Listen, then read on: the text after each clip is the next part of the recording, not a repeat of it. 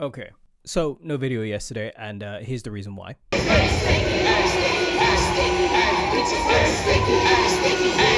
And we're back again today. Yo, what are you saying?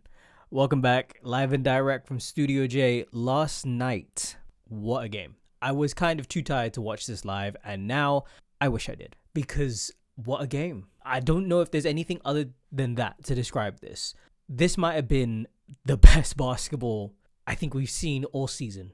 Not even all postseason. I think this is up there with the Olympics of last year, right? So let's tell this story. The Knicks have a 17-point lead with 6 minutes to go. It looks like this is all but over. But if there's anything I've learned from this year, and this playoffs in particular, is that for some reason, being down double digits for this Pacers team, it's like their comfort zone. It's when they're the most unlocked.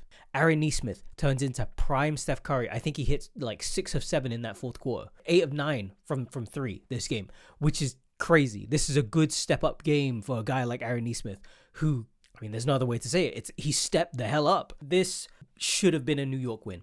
This, by all means and measures and anything I can add to it, this should be a New York win. The video today should be me playing the damn song. But Tyrese Halliburton had other plans. It was just like that play against the Cavs. He darts in and then for some reason just backpedals all the way out, gets to the three-point line, fading away. The New York Knicks are so lucky his foot is on the line. I saw a tweet that's like he channeled 2 different types of game winners. That KD game winner on the Nets versus, I think it was the Celtics or the Bucks, and then Kawhi's game winner against the Sixers in 2019. The way the ball bounced in the air, oh my.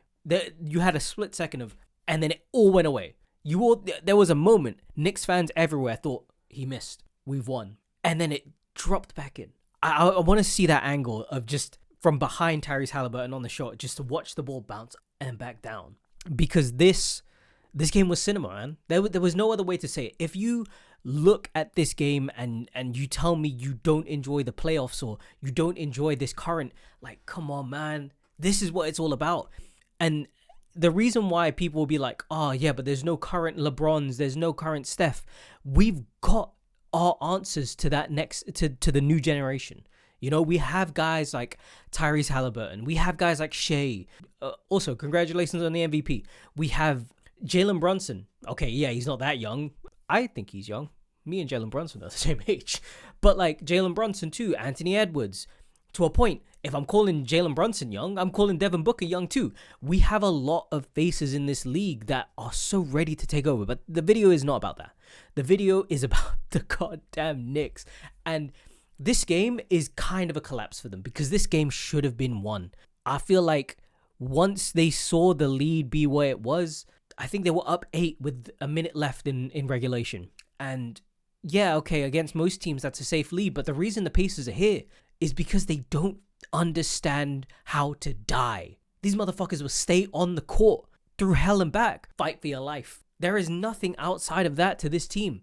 And for a lot of this team, for a lot of their players, like, I don't think Andrew Nembhard had a great game. Not to the standards that we would hold an Andrew Nembhard to. I mean, the standards aren't, like, through the roof. You know, maybe he can go off for a nice 20-ish points. How many did he have on that? I didn't write this. 15, 4 and 4, 5 fouls. So he did have to be taken out of the game for a decent stretch, mainly because of those 5 fouls. Miles Turner didn't actually play that many minutes, 31 minutes total in this game.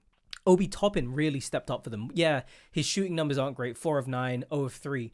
Gave them some offensive rebounding when they desperately needed it. One of the big things I thought going into this series and how it could impact them is the size of that Knicks front line. When you can run a double big lineup like Karl Anthony Towns and Mitchell Robinson, it is like the Cavs double big lineup, right? It is a Jarrett Allen and Evan Mobley type situation where you have one who is great defensively but incredibly limited on offense and one who is just offense. So when they go to those lineups, the rebounding for them goes crazy. Between Cat and Mitchell Robinson, they had 6 offensive rebounds for them both. But let's talk about numbers for a second, because Jalen Brunson, yeah, no, I get why you have the reputation you do. 43 points, a rebound and 5 assists. Yeah, 7 turnovers is a bit unfortunate. But when you see the way he was being guarded throughout this game, he is being picked up half court by Andrew Nembhard, Aaron Nesmith, TJ McConnell, anyone who can keep ahead of him.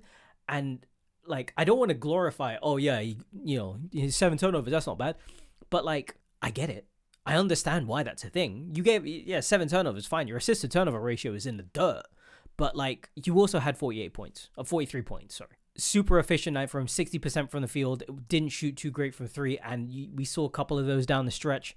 12 of 14 from the line. Karl Anthony Towns as well had such a good game and reminded everyone. I know that Miles Turner is on the other team, but Karl Anthony Towns is the best 3-point shooting big man in the league. And he has that reputation for a reason. 4 of 8 from deep, 11 of 17 from the field, 35 points, 12 rebounds, 2 assists, a steal, and a block.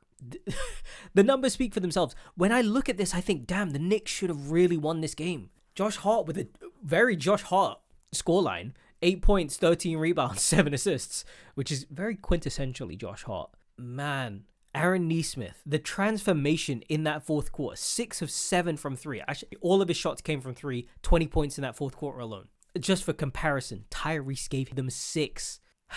What does this mean now after this game? For the Knicks, I think it's just a case of, damn, they got us on home court. You know what the worst part of this is? He hit that Reggie Miller, the choke. Sick to my stomach. I can't believe it. Tyrese Halliburton is that guy, man. Overrated? I still can't believe people said that about Tyrese Halliburton. I know he isn't the greatest player to touch the basketball, especially right now, right? There are still players better than Tyrese Halliburton. But, like, what do we think Tyrese Halliburton is if he is overrated? Like, do we think he's a bum? Like, this Pacers team is one of the best teams in the league for a reason. They've made it this far for a reason. They're a top 4 seed in the East. Yeah, it's the East. It's not as much of a dogfight. I get why you have the reputation you do. 43 points. Regardless, you're a top 4 seed in your conference. Okay, regardless. For the Knicks, I think the goal simply is you got to look past it. You look at this game and think, damn, they got us. They won on home court. Tyrese did the little thing for it. It's fine, okay? You just have to be ready to go again in game 2 and try and get your win there. Get your revenge game there. And then, more importantly, you need to find a way to win in game 3 or game 4, maybe both. And once you're at that point, then you're comfortable. Then you're sitting there and it's calm. That game 1 loss isn't a thing. If you're the Pacers, realistically speaking, I think we are in for a bounce back game from New York. And the thing is, this was a very good game for New York. It just came down to some problems in execution down the stretch. There were a lot of points where it felt like New York weren't as cohesive as they've shown to be, being confused on whether to drop, whether to switch, whether to blitz. I feel like the Pacers just are not the team you can do that against, because this is a team that can see your mistakes. The Pacers team is full of very smart, high IQ players. They know when something is awry. They know when something is wrong. Wait, you're not going to drop on this coverage? You're going to blitz him, but this guy is open in the paint? They can understand those things. They're well coached. They're a smart team. I think this is not a team you can play with your food with. You have to go for the neck. I also say, man, OG, Cat, some crucial free throw misses down the stretch. Tyrese Halliburton, 31 points, 4 rebounds, 11 assists, 52% from the field, 12 of 23 from deep. 12 of 23 from the field, 4 of 12 from deep, 3 of 4 from the line. Andrew Nesmith, 30 points, 2 rebounds, 69% from the field. Haha. 9 of 13 from the field, 8 of 9 from deep. His one 3-point miss was in the fourth quarter. I don't know what else to say, man. This Pacers team is real, and they could do it all. Anyway, that's enough for me. Thank you for watching.